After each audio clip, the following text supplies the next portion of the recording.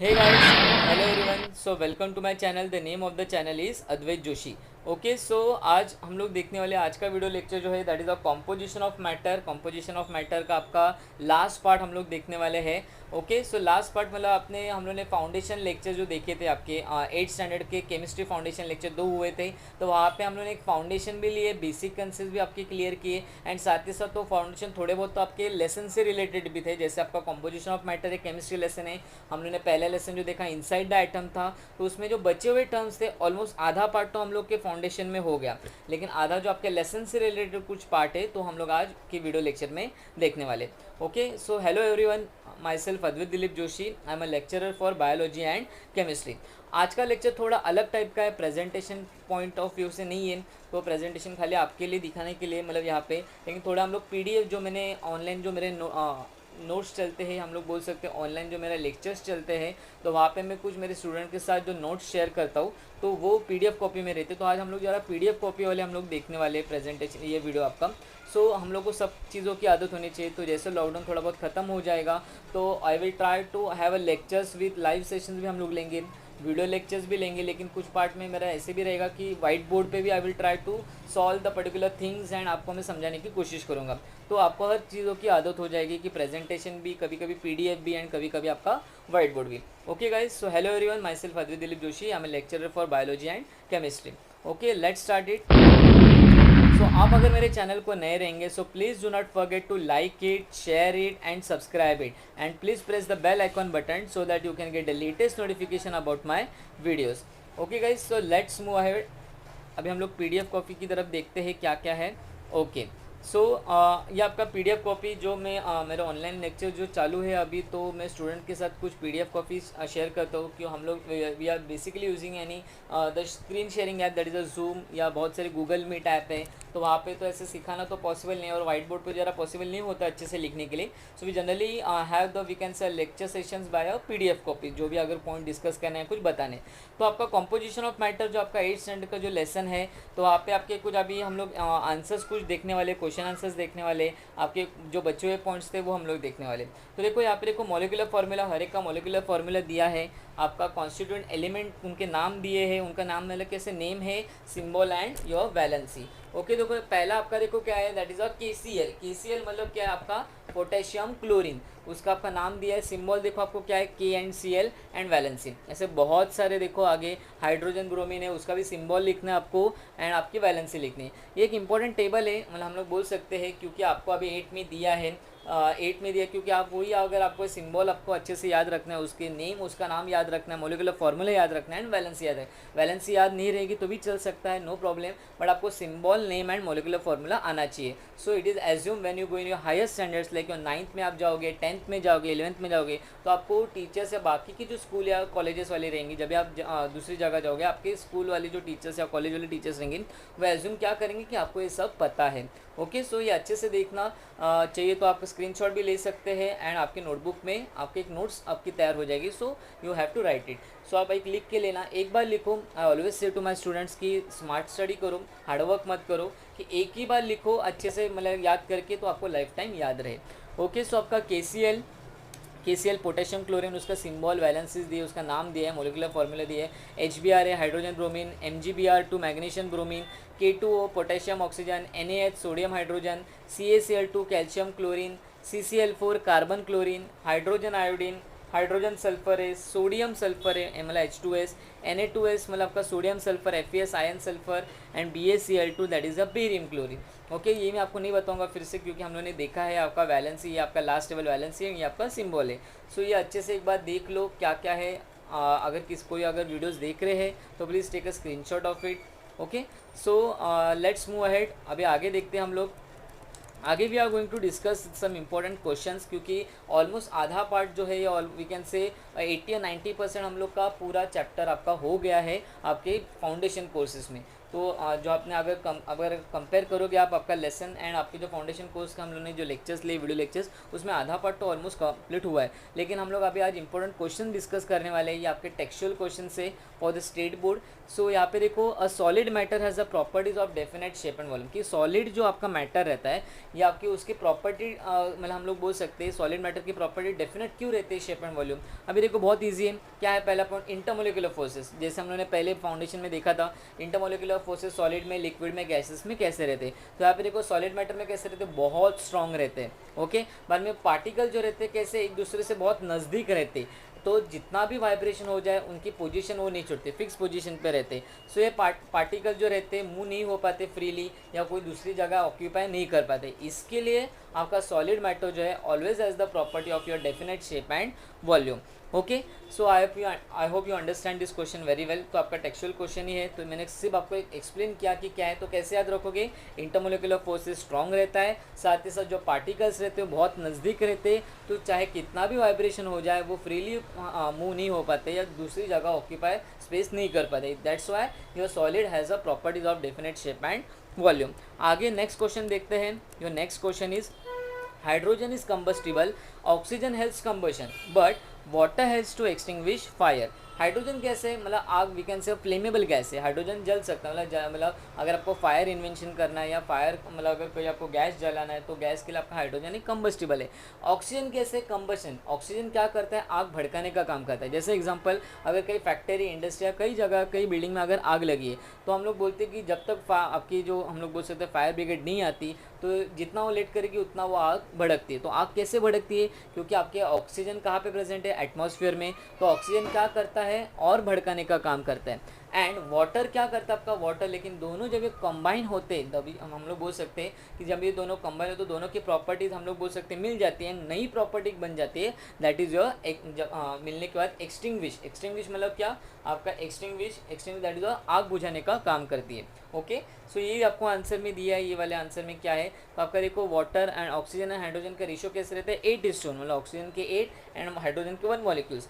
तो दोनों की प्रॉपर्टी डिफरेंट है, ऑक्सीजन की, आपकी हाइड्रोजन की। लेकिन जब ये वाटर मॉलिक्यूल बनाते हैं, hydrogen oxygen when combines to form a water molecule, the property is totally different, that is extinguish. So they generally helps in the extinguish of fire. इसके लिए हर एक की प्रॉपर्टी अलग है। हाइड्रोजन गैस आपका कंबस्टिबल है, ऑक्सीजन गैस कंबशन सपोर्ट करता है, एंड इसके लिए जब ये दोनों एक साथ मिल जाते हैं तभी उनकी प्रॉपर्टी डिफरेंट हो जाती है। दैट इज एक्सटिंग्विश, जो आग बुझाने के लिए काम आते हैं। दैट इज आपका पानी, H2O। आगे है आपका क्वेश्चन, लेमन शरबत, जो हम लोग नींबू पानी पीते हैं, उसमें सब प्रकार के स्वाद हम लोग को मिलते हैं, जैसे स्वीट है, सॉर है, सॉल्टी है, एंड मतलब आपका जब भी हम लोग ग्लास के अंदर। तो क्यों ऐसा, क्योंकि बहुत इजी है। आपका हम लोगों ने देखा था ना, होमोजीनियस एंड हेट्रोजीनियस। हेट्रो मतलब क्या, डिफरेंट। होमोजीनियस मतलब क्या, लेमन शरबत कैसे आपका होमोजीनियस, सभी उसके अंदर एक हम लोग बोल सकते हैं एक अच्छे से मिल जाते हैं। आप क्या करोगे, नींबू पानी बनाने के लिए एक गिलास पानी लोगे, उसके अंदर आप नींबू का रस या हम लोग बोल सकते हैं नींबू का जूस डालोगे, उसके अंदर थोड़ी चीनी डालोगे, थोड़ा नमक डालोगे, एंड जैसे अच्छे से हम लोग मिक्स करेंगे हम लोग को सब स्वाद हम लोग को दिखाई देगा। Why, because it is a homogeneous mixture. Homo मतलब क्या, पूरा अच्छे से सेम आपके मतलब एक बार डिजॉल्व, जब भी आप स्टार्टिंग करोगे प्रोसेस को, हम लोग को थोड़े बहुत तो डिफरेंस, थोड़ा नमक दिखाई देगा उसके अंदर, आपको नींबू का हम लोग बोल सकते हैं थोड़ा ग्रेइश कलर का दिखाई देगा आप जब भी नींबू का जूस डालोगे। साथ ही साथ आप चीनी डालोगे तो थोड़ा मीठा लगेगा, लेकिन जैसे एक बार आप अच्छे से स्टर करोगे या मिक्स करोगे, बाद में आपको समझ में नहीं आएगा कि इसके अंदर क्या मिला, खाली आपको कलर चेंज दिखेगा। लेकिन जब तक आप वो पर्टिकुलर ग्लास के अंदर क्या है आप जब तक पीते नहीं, टेस्ट नहीं करते, तब तक हम लोग को पता नहीं चले। इसके लिए लेमन शरबत का आपका कैसा रहता है स्वाद, स्वीट भी रहता है, मीठा, थोड़ा खट्टा, थोड़ा हम लोग बोल सकते हैं नमकीन, because it is a homogeneous mixture.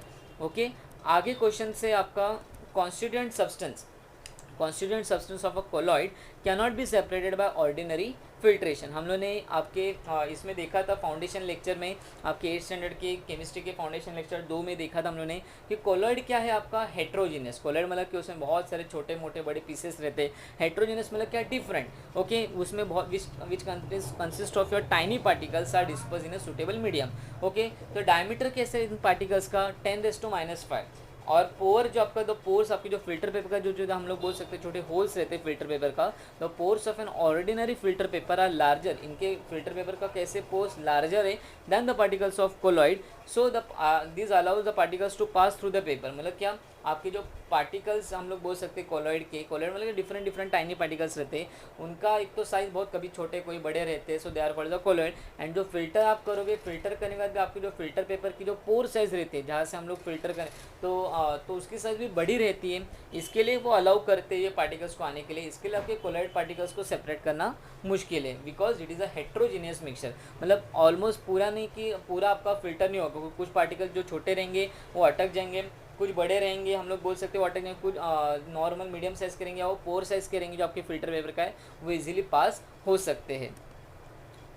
आगे योर नेक्स्ट क्वेश्चन इज़ आपका, ये आपको एक आ सकता है नेम ऑफ द कंपाउंड, आपको उसका कंपाउंड का नाम लिखना है, बाद में उसका मॉलिक्यूलर फार्मूला, उसके एलिमेंट्स एंड उसके नंबर ऑफ एटम्स। यहाँ पे देखो वाटर है, वाटर का name of compound, molecular formula लिखा है H2O, एलिमेंट्स क्या है आपका हाइड्रोजन ऑक्सीजन, एंड आपका नंबर ऑफ एटम्स कितने, हाइड्रोजन के 2 और ऑक्सीजन के कितना 1। सेम आपका आगे देखो हाइड्रोजन क्लोराइड HCl, आपके एलिमेंट्स क्या है H एंड Cl, हाइड्रो यहाँ पे कितने आपके एटम्स है 1 1। तो ये आपको माइट भी एग्जाम में आ सकता है कि एग्ज़ाम में आपके नॉर्मल जो लॉजिकल क्वेश्चंस आते हैं उसमें आप कैसे पूछ सकते हैं। लास्ट जो आपके क्वेश्चंस रहते हैं लॉजिकल टाइप या लॉजिकल बेस्ड क्वेश्चंस, उसमें आपको ये आ सकता है। मीथेन देखो CH4 मॉलिक्यूलर फार्मूला, कभी कभी आपको ये मॉलिक्यूलर फार्मूला लिखने के लिए आ सकता है, या कभी कभी आपको इतना देंगे आपको एलिमेंट्स के नाम एंड उसके आइटम्स कितने वो लिखने। तो यहाँ पे देखो एलिमेंट्स के CnH मतलब कार्बन एंड हाइड्रोजन, एंड कितने हैं आपका एटम्स कितने, कार्बन का 1 एंड हाइड्रोजन के 4। मैग्नीशियम क्लोराइड देखो MgCl, मैग्नीशियम आपके कितने 1 एंड आपके Cl2 हमने लिखा तो उसके आइटम्स कितने, क्लोरीन के 2। ओके, सो दिस ये क्वेश्चंस आपको एग्जाम में आ सकते हैं। द लास्ट पार्ट हम लोग देखेंगे। सो आपका लास्ट पार्ट है, लास्ट नहीं we can say second last, बाद में आपको ऐसे भी आ सकता है कि आपको ढूंढने के लिए या पहचानने के लिए 8th स्टैंडर्ड के लिए कि मिक्सचर क्या है, कंपाउंड क्या है, एलिमेंट क्या होता है, तो आपको एग्जाम्पल देंगे एंड आपको पूछेंगे। तो ये केमिकल कॉम्पोजिशन भी वो लोग देंगे आपको, मेन टाइप ऑफ मैटर पूछेंगे। जैसे आपका सी वाटर के अंदर बहुत सारे मिक्सचर्स रहते हैं आपका, तो इसके लिए it comes in the category of a mixture. Distil water के आपका कंपाउंड है, अलग अलग हम लोग बोल सकते हैं एलिमेंट से जुड़े। हाइड्रोजन गैस खाली एक ही है तो दैट इज़ अ एलिमेंट, बाद में आपका कंपाउंड तो आपको ऐसे पूछ सकते हैं कि एक ही रहेगा तो एलिमेंट, एक एलिमेंट दूसरे के साथ जब भी जॉइंट होगा दैन जैसे वाटर आपका hydrogen oxygen, so it is called the compound. And mixtures क्या रहते हैं उसमें बहुत सारे कंपाउंड अलग अलग डिफरेंट टाइप के रहते हैं, then it is called as a mixture. तो ये भी आपको एक टेबल आ सकता है, पूछेंगे आपका क्या है, मैटर क्या है, मिक्सचर है, एलिमेंट है, कंपाउंड है। सो ये भी अगर आप देख रहे हो वीडियो तो उसका स्क्रीनशॉट निकाल के ले लो। सो आगे देखते हैं, यह आपका एक मेमोरी मैप से लास्ट वाला। So memory maps it is very important.